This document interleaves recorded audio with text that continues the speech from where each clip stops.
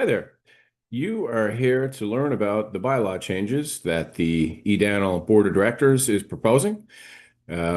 Changing an organization's bylaws is never a task to be taken lightly, so we wanted to provide all the rationale that we can for each of the changes that we are proposing and appreciate that you have taken the time to listen in. Our association actually needs 2/3 of our membership to vote in favor of any changes to the bylaws. So it's important that we make every effort to inform every member that we can so that we can hopefully get to that threshold. So what I'm going to do, I'm going to walk you through literally every change that we're making to the bylaws, we're proposing to make to the bylaws. And each of them really falls into three different buckets of rationale, I guess, of why we're proposing them. One, to increase the resiliency of the association by building in some more continuity. So, trying to avoid situations where there's large turnover or little pieces here and there that kind of strengthen the organization's structure. Then also really key and what was the driving force behind all of this is are changes that are being proposed that directly support the 2026-2030 five-year strategic plan that we have just introduced.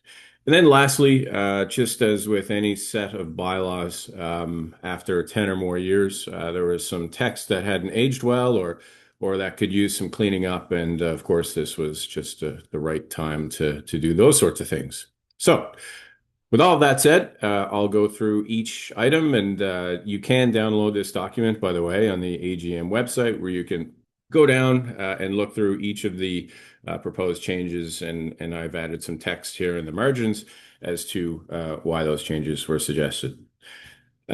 First, of course, the adoption date that will ultimately, hopefully, be after the AGM period ends and the bylaws have actually been adopted. But for now, they're to be determined. The first name or title of Article 1, as an organization, we've adopted not just a mission, but also a vision and a mandate. So we've just updated the name to include those things. And also in the very first section of Article 1, there has been over time some uncertainty about who we are legally and who we're doing business as. In fact, our legal name is the Newfoundland and Labrador Economic Developers Association. But we're doing business as the Economic Developers Association of Newfoundland and Labrador. So just putting that in the bylaws just to make it clear for anyone that would need to know. In our mission, we've updated the mission as of a board meeting in December. So that text has been changed here. Section 3 focused on objectives. So we've moved away from the concept of objectives, and we've actually established a vision. So where we want to be, who we want to be when we grow up, and also a mandate. So we've inserted vision, we've inserted mandate, and we've removed objectives.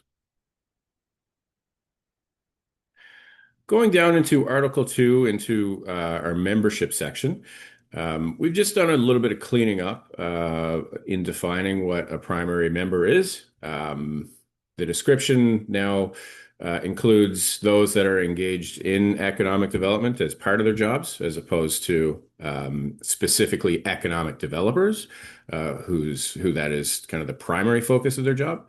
And we've done that because we recognize that in many circumstances, there's folks that are doing economic development but aren't necessarily called an economic development officer, so to speak. So we're just being cognizant of that reality in Newfoundland and Labrador. In our associate membership category, we've removed reference to students because, in fact, we're going to create a new student membership class, and that's the text that we've added just below. In Section 2 of Article 2, we've cleaned up how we're the period of membership.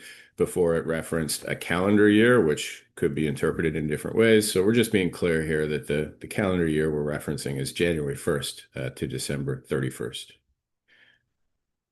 And there were some references to voting in this section, but we felt that this text made more sense where all of the rest of the rules of voting are talked about, which is in Article 5, general guidance, later on in the document.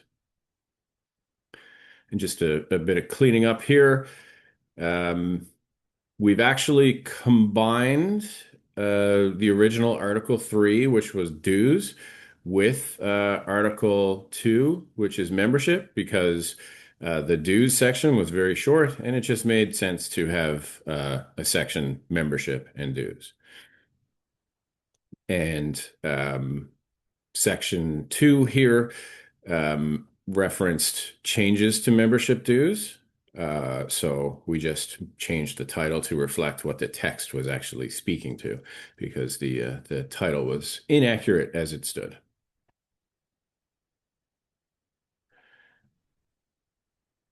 In the management article, some changes in the board of directors section. For a couple of reasons. First, we've removed specific references to officers' positions like president, vice president, treasurer, etc., because there is a section later on in the document which goes through these things in a more comprehensive way. It's a section that we've added, section 8.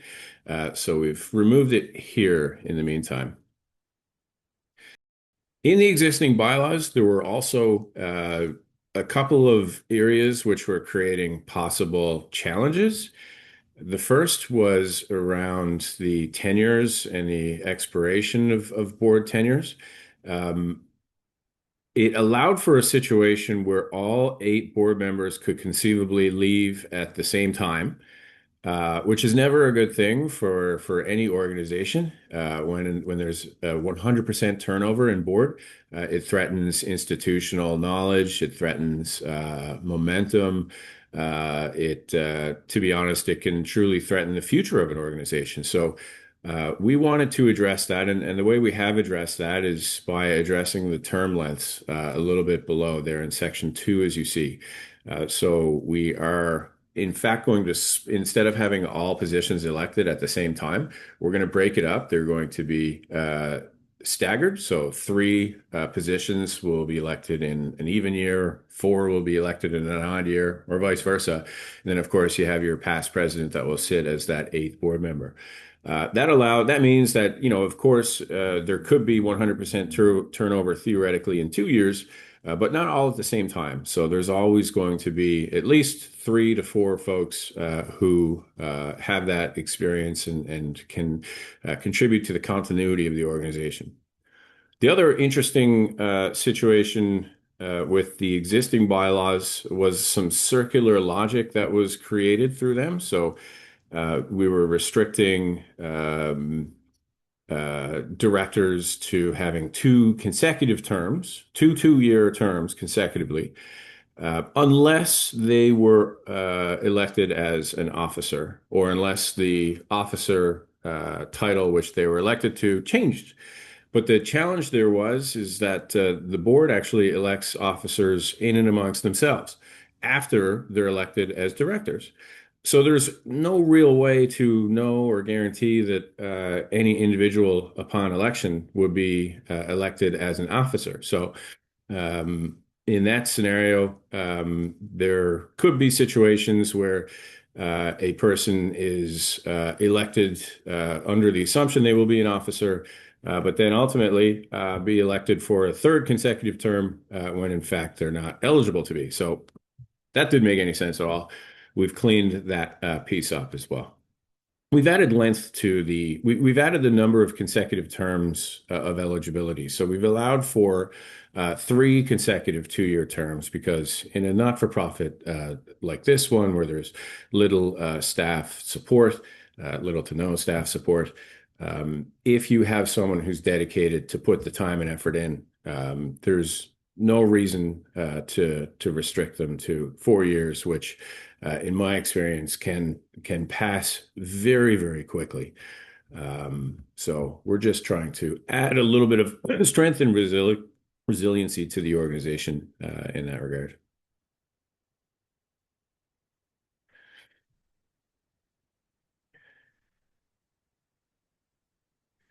Here in section, what is now section 6, vacancies, just a slight change in language. Prior, it stated that the board shall appoint a successor to fill any vacancies, but we've changed that to may choose to. And the reason is because there's situations where it may not be practical to fill a position. If a board member resigns, for example, 1 month before their position is going up for election anyways, there's no real point to bringing on another board member for a 1 month period. So we just wanted to provide board members with some choice there. Section 7, just a small change to the title because the section actually talked about elections as well. So we've just adjusted so that it's accurate. And originally, this section prior had a lot of information on board officers, but we've decided to create a new section, section 8, which focuses very much on how officers of the board are elected and appointed, and then what it is that they're going to do. One change here, you'll see that we've removed the position called regional director. And the rationale for that is we are creating a standing committee which is going to take on the responsibilities originally appointed to the regional director, which we think is going to be a far more effective way to ensure that we're acting province-wide, because the regional director position, to be honest, has been a difficult one to follow along with. There was originally an entire section dedicated towards the responsibilities of a staff member, which is called the association manager here. In the time that I've been a part of the organization, there has been no such position. We are hoping to have staff, and if you're looking at our strategic plan as well, you'll see that that is kind of the linchpin of the whole success of the strategic plan. However, circumstances can be different depending on how much resources an organization has or depending on the fit of an individual. So we didn't want to hold anyone to a scope of work that's outlined so explicitly in the bylaws. It's, job descriptions are like this are typically not found in bylaws. So we've removed this so that the board has an opportunity to scope out a job description as is appropriate for the situation that they're in. So that's just the rationale for that change there. And here in Article 4 now, the duties of our directors, just some changes to some of the duties to reference the fact that there will be some standing committees, which are described a little bit later. Cleaning up a few of the points to make sure they're a little bit more direct. And also adding in for the president the responsibility of advancing the strategic plan, which was important. For our treasurer position, there was a reference serving as chair of the finance committee, if applicable. Well, one of the committees that we're creating is going to be the governance and operations committee, or the operations and governance committee. And that will have the responsibilities that one would traditionally associate with a finance committee. So we've just made that change there. As I said earlier, we've removed the regional director position. We've added a responsibility for the directors at large. Each director at large will be expected to chair one of the 4 standing committees, so that we're sharing duties and responsibilities amongst the board. And for the past president position, Um, we've removed some specific responsibilities and simplified it by simply saying that the past president will work with the current board to define what it is that they're going to be doing for that period of time. So just giving a little bit more flexibility.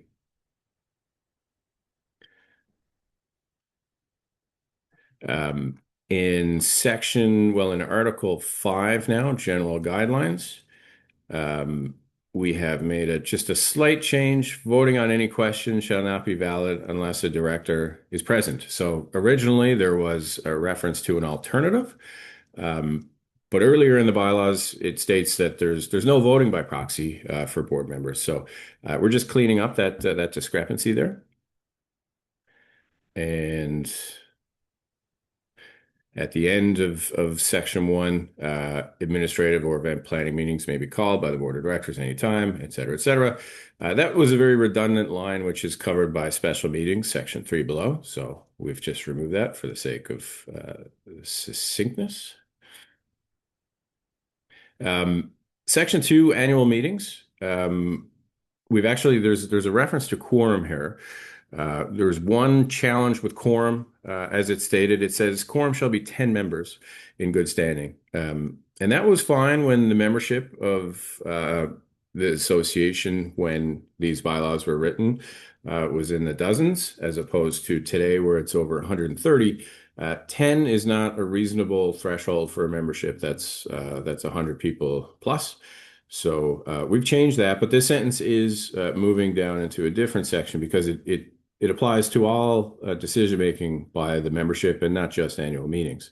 So we just put it in a more appropriate place, which is section 4, voting, where we're saying that a quorum is actually going to be 1/3 of the membership in good standing.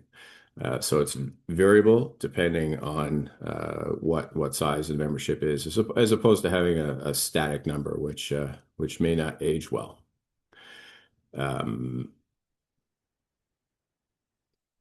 We've removed reference to the seal of the association because we do not have a seal and have never used it. And I've never really seen a seal being used.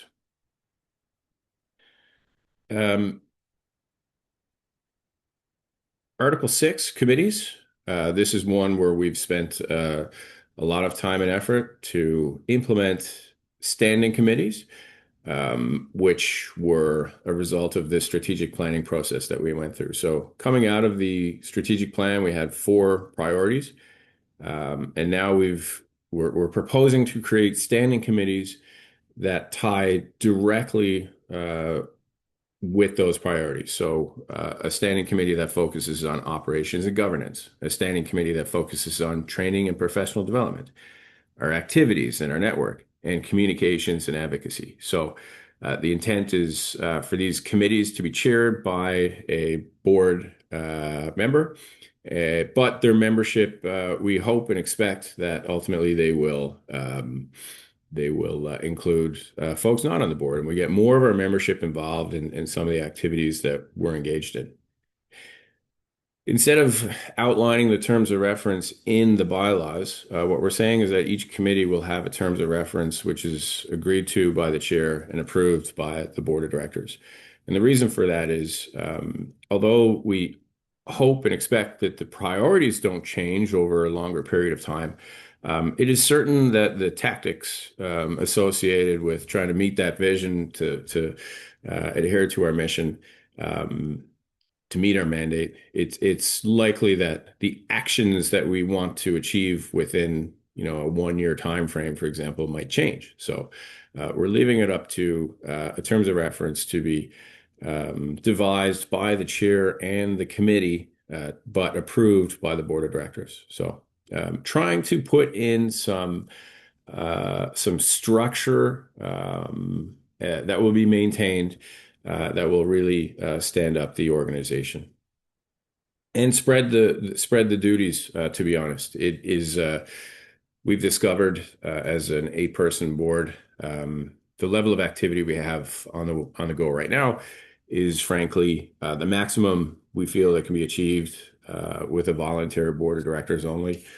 So we're trying to find ways to involve other members who have time and interest, and adjacent to, of course, the idea that we will strive to hire some staff.